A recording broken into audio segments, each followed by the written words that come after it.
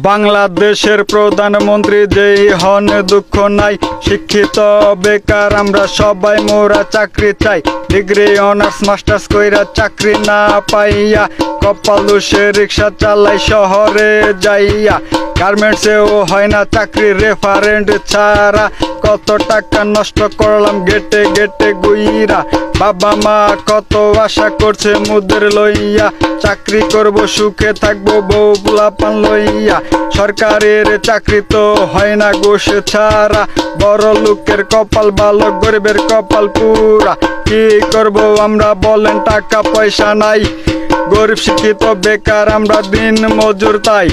পড়ালেখা না করলে দুঃখ ছিল না, দিন মজুরের কাজ করতাম কষ্ট পাইতাম না।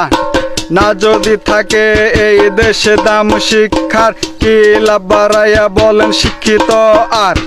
তার চেয়ে এই ভালো কঠিন করেন পরীক্ষা, ধনী গরিব নিবাদ যাক মেধাবীরাই চাকরি পাক।